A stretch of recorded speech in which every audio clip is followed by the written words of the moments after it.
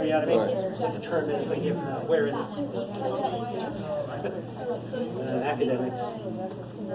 Well, it all comes down to people doing weird things. I will say that one close practical experience is laughing and joking. I think my longest physics lab was like 30 minutes, and that's control the batteries were dead. And I said, I can't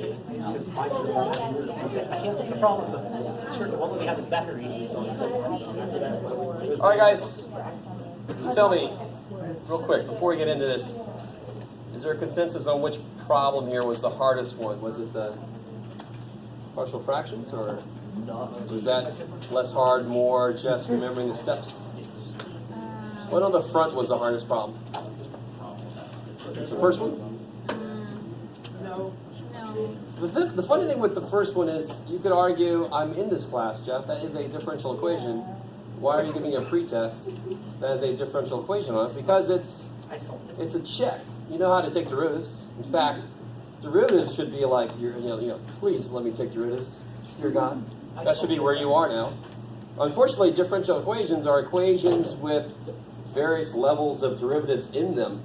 So you know that most of the methods we're going to use are going to involve some kind of integration at some point, right?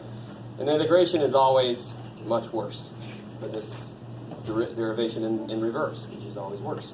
When you reverse things. Holy, I feel so tall. Holy shit.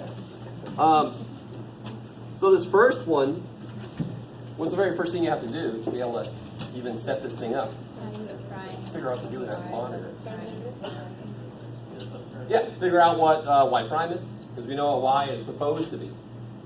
So we got y is this guy, which if we were doing integration would suck. And then, so what's y prime?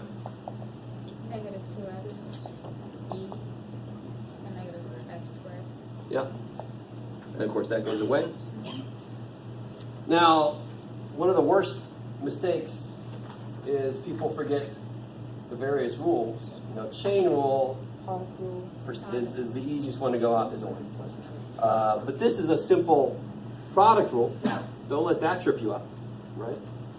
I'm thinking I might end up using the overhead more because there's not much board space until I run out. You guys can't see what I'm writing. That sucks. So yeah, I'm going to transition over to that. Let me do that. The joy, we'll do it live. The joys of being in a new room. Some of you guys got that reference. Bill O'Reilly, we'll do it live. All right. Let's see what I got. Okay, so let me catch up with what we got here. Oh yeah, let's turn that on so it actually goes. Which one are you? You are this one. Hey, success. Too much to ask for?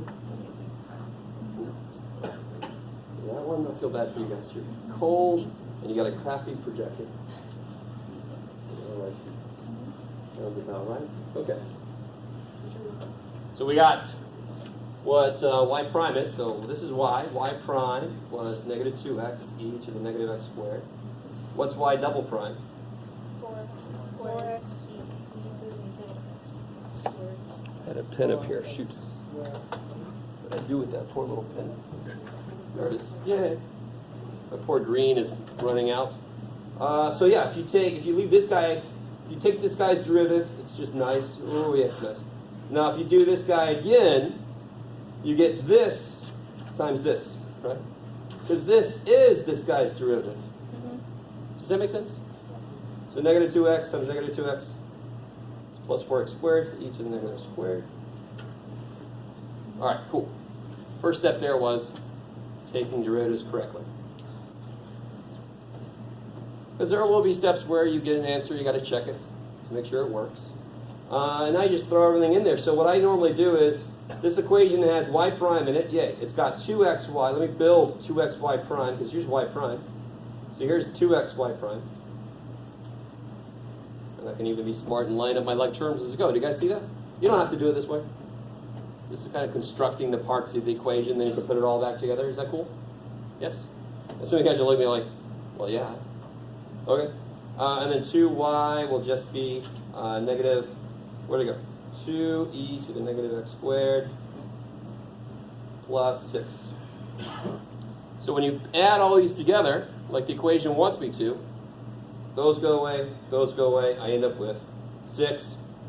Check. That's what it's supposed to be. Yay. You guys with me?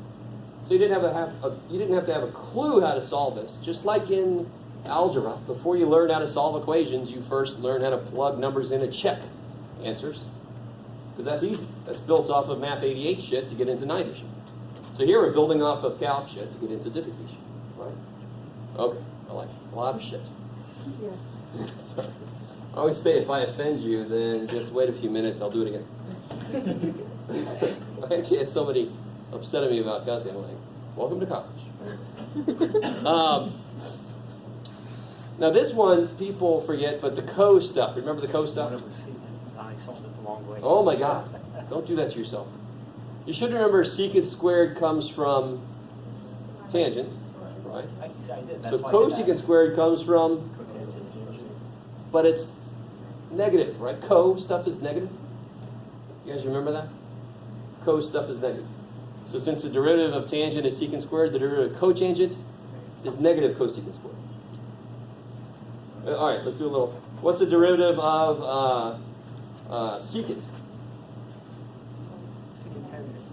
Yeah, no. Just tangent. Secant tangent. Yeah, secant, Elsewhere. tangent. So what's the derivative of cosecant?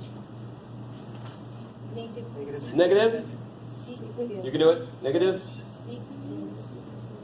Secant. What do you think? Oh, cosecant. Cosecant? Cotangent. Cotangent. It's crazy. So there's a lot of analogies there. It's kind of nice. And the co stuff is negative is a good one to remember. I use cosine as an asshole to remember some identities. But maybe I'll get into that later. So this guy, of course, like we just said, will be negative cotangent theta. And of course, this guy is the evil one that's so easy. You get so used to derivatives and integrations go backwards, and you can hear the gears like switching into reverse, and it's not really sliding in there. So this should be what? What kind of cosine? Ooh, dissension. Well, what you do is you put it down and you say, if I take the derivative of this, I will get negative sign, so this must be plus cosine. You can constantly do, when you integrate, you just say, okay, what I got so far, I'm missing something. Okay. And of course, the infamous plus C. Oh, we can solve for C? Hmm? Want to solve for C? You can't solve for C. I didn't give you any more information. I like it. Now, in this class, this C, you know, when you take 180, you get whipped on the hand when you forget the C's, and then you finally just remember them.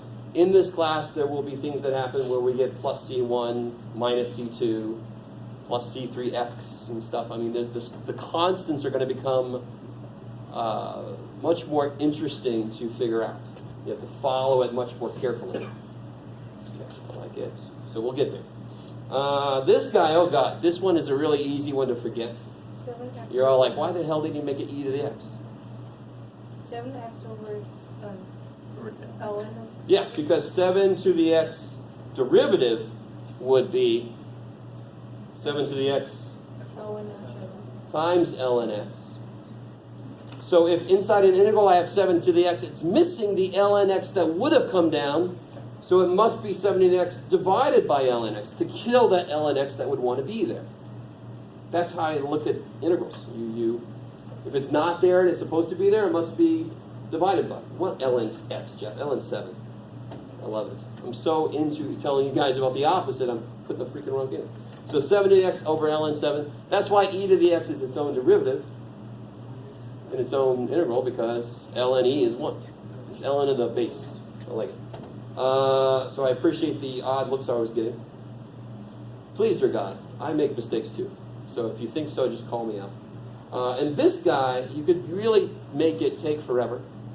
You can use u sub and all that kind of shit. Or you can just realize it's linear in x on the bottom, right?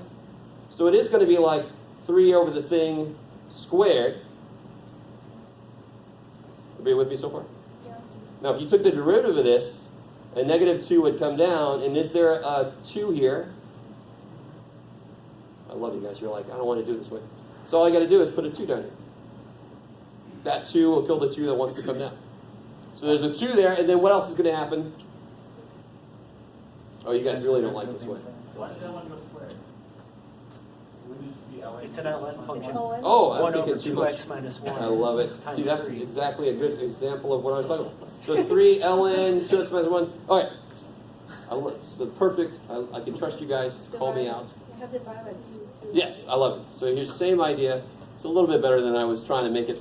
And you can There's a combine 2 the that LNs. would want to come out when you take the derivative. Since it's not there, you divide by 2. Okay.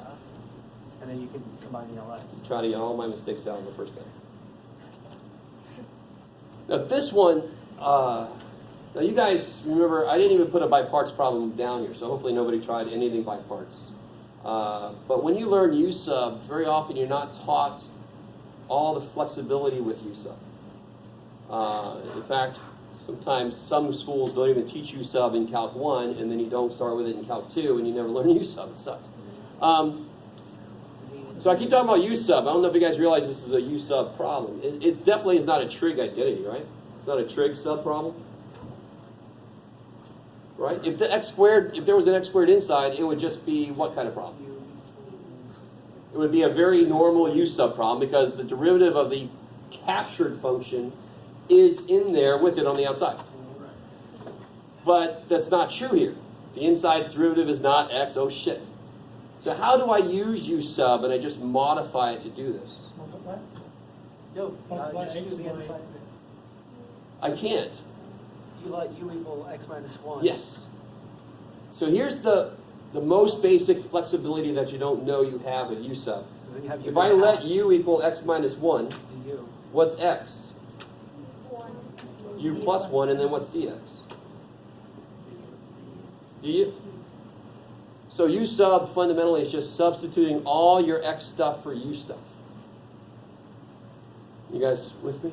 Yeah, so then on the outside it becomes U plus 1. Yeah, exactly. So now the way I do this is I start off, I put these in parentheses so I don't have to worry about it yet. Because at the end, I might just leave them, I might just take it back to x and put those in. Now, it depends on the way you're taught. You can change the limits if you want to. This is my own creation. This is my own notation. The little parentheses remind me that that's not what x is doing. That's what u is, I don't know what u is doing yet, but I mean, that's what x is doing, not what u is doing. You guys kind of with me? A little bit? But I leave it there because sometimes it's easy to come back to x at the end and then just plug freaking 1 and 2 in. Now some of you guys are like, what the shit? You could just do this real easy. But oh well. This then is what? U plus 1. And then this becomes U the half. u to the 1 half. And you can I like combine it. halves. Good old du is just sitting there. So then you get, what can you do with this? Yeah. 2 plus 1 is You do 3 halves. And then you plug And then that times 1 is itself. Yay. And then I can use that little trick I just used to integrate this. When you add 1 to a fraction, you just add its bottom to its top, because that's like denominators bullshit. So you get u to the 3 plus 2 is 5. So in front you have to put 2/5. U to the 2 plus 1 is 3. So in front you put 2/3. And it's going from, now I realize, okay, I might as well just change it to u. If x goes from 1 to 2, u goes from, at 1 it's 0, and at 2 it's 1. I like it. So then you just, 0 makes us 0, 1 makes us 2/5 plus 2/3 is 6 plus 10 over 15, 16/15.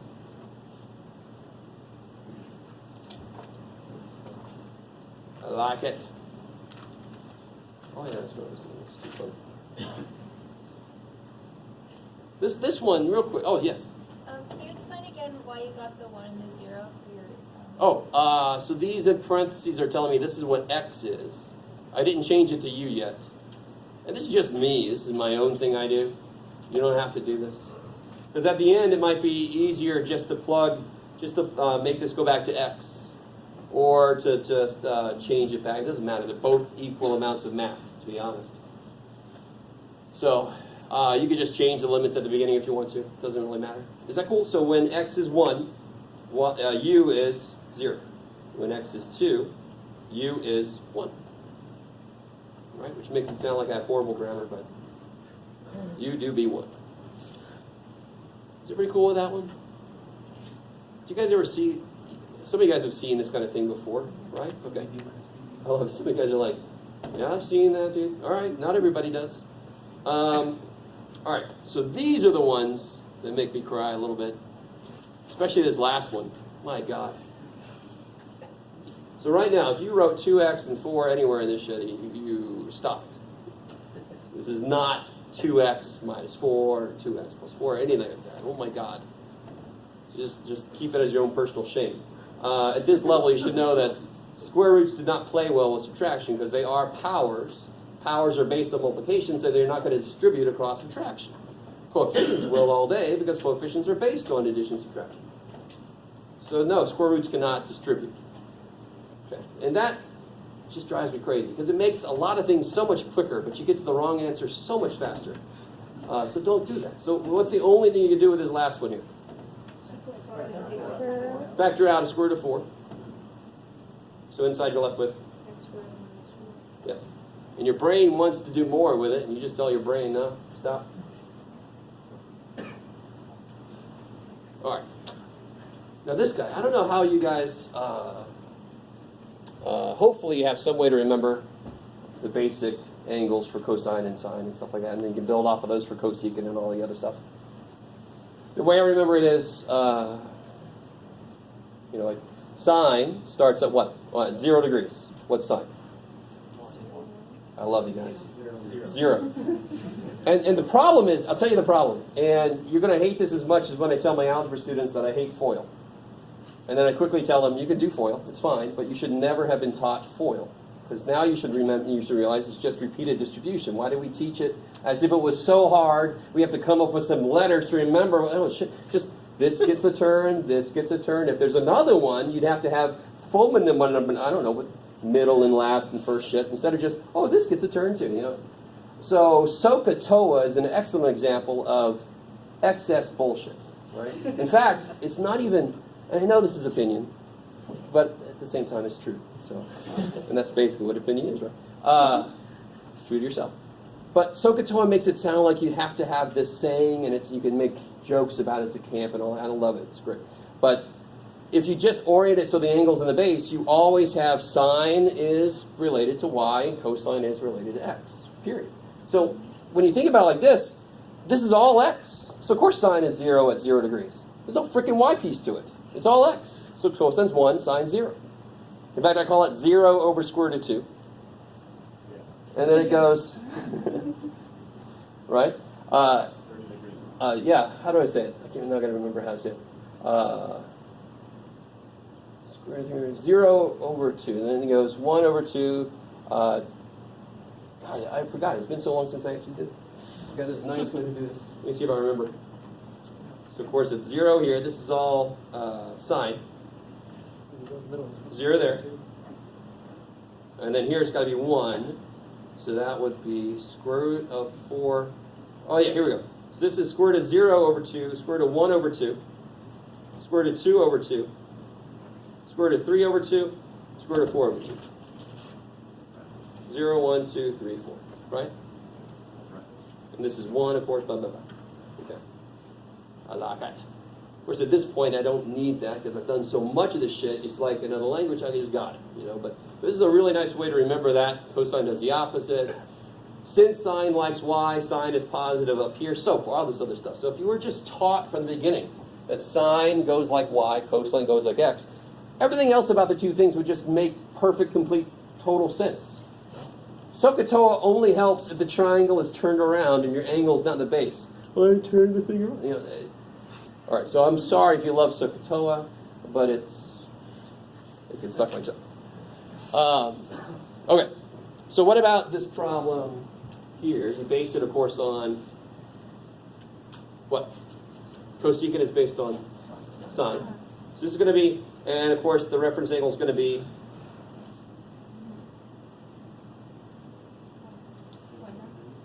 No, what's the reference angle? I'm gonna go like step by step. Yeah, so it's gonna be 5 or 6, 30 degrees. And since it's close to the x-axis, sine's gonna be smaller.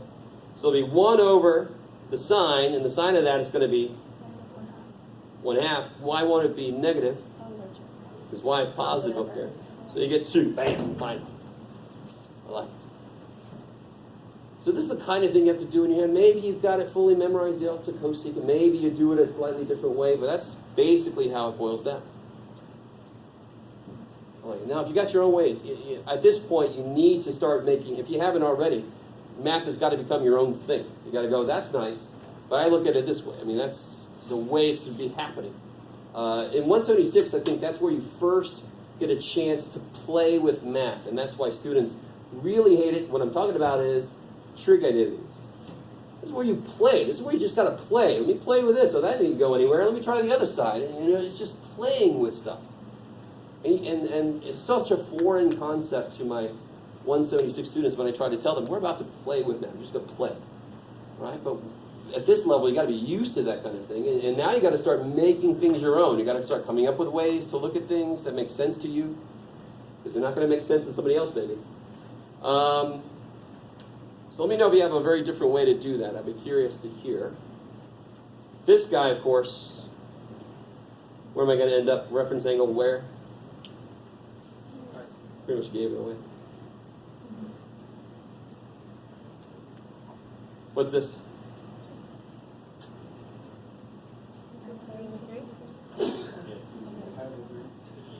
Well, how short of a full negative pi is it? Pi over 3. I like it. So no 2 pi over 3. This here is pi over 3. I like it. And it's cosine, and back here cosine's going to be negative. And 60 degrees, that's far away from the x-axis where cosine likes it, so cosine's going to be scared out there. It's going to be small. Negative. Negative 1/2. I like it. So the further you get from the x-axis, the smaller cosine gets, obviously, because the shadow on the x-axis gets smaller. The shadow on the y-axis gets bigger. Or the y piece, x piece, however you want to talk about it. Oh, this one.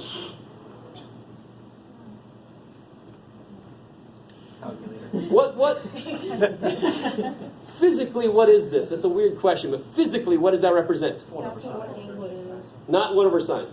Don't do that. Angle that In this case, what's the negative 1? Inverse.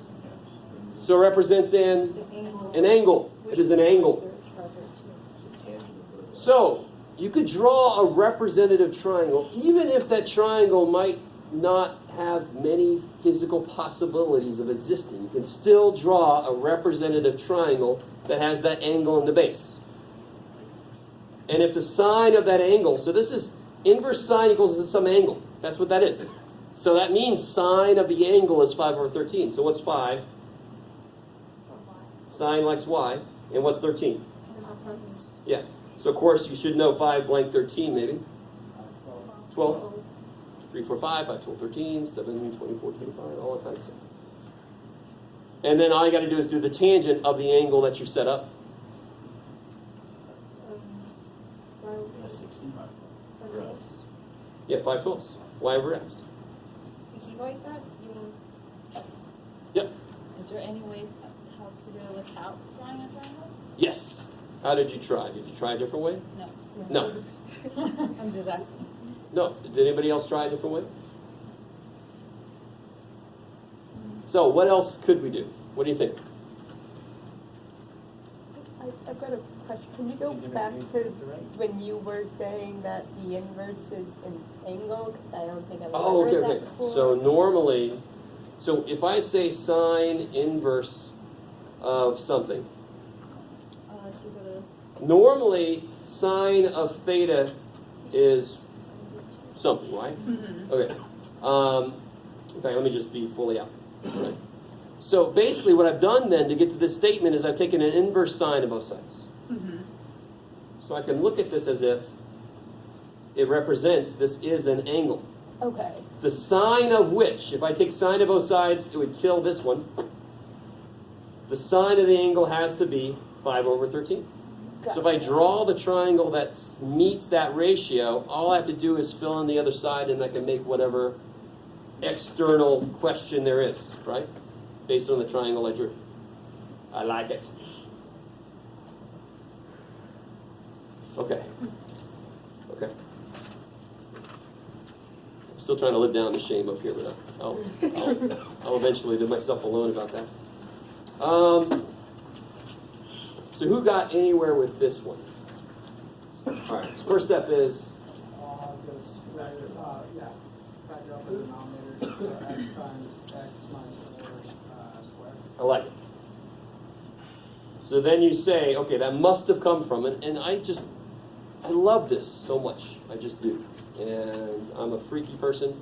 Little kid, I used to love to play with calculators. Remember when they were all red digits on the screen?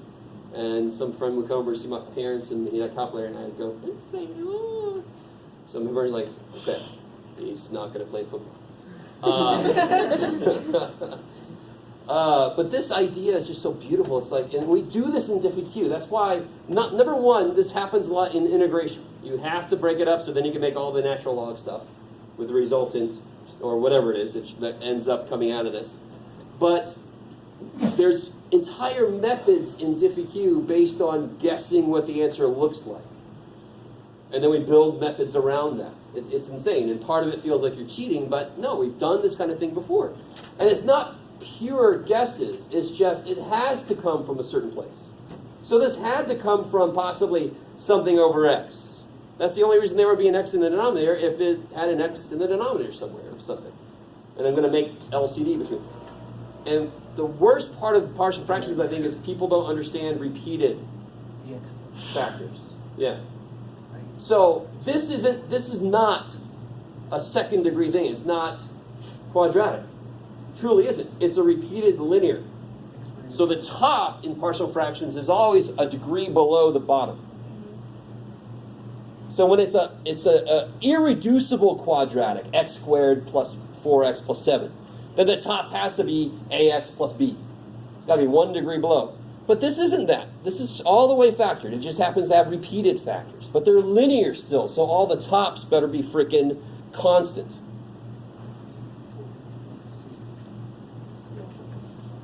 So this is going to be b over x minus 4, and then there could have been c over x minus 4 squared. So we really are just covering our ass. The math might have one of those come out to be 0. Maybe I don't need one of them, but I don't know that until I do the math. And if I leave one out, the math might tell me something interesting like 3 equals 7. Am I mistaken or am I in here at 7? You're probably in here at 7. Okay. Yeah. Not in here yet. So we get a little territorial. I will let you go here in a minute. Don't worry. I have a tendency of forgetting what time it is. Turn the clock back and tell them it's wrong. I like that. You guys don't want me to turn the clock back. I highly doubt that. So just to do the first step here, you multiply both sides by this. Does this sound familiar, or does it make sense? So the A picks up both of these, the B picks up one of that and one of that, and the C only picks up an X. And then the beautiful thing is, you're trying to figure out A, B, and C are, so what could X be? Anything. So let X be something smart. Let X be 4, for example. And then the only thing left alive would be the C piece. So you can figure out what C is. And then let X be what? What else? 0. And then you can figure out what A is. And then you only have one thing left that you don't know, so that should be relatively easy to get. And then, watch, the thing I do is, what's my x squared terms in here? Ax squared and bx squared. So what must A plus B be? 5. So do this, you figure out A. Do this, you figure out C. And then you got this to figure out B. Does that? All right, that's enough for today. Sorry, I went a little over. I think somebody needed an add code, right? Okay.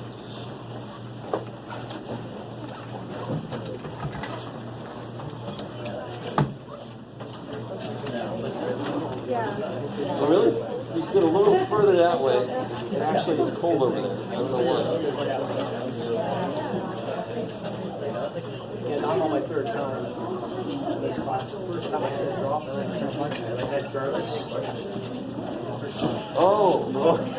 Exactly. Okay.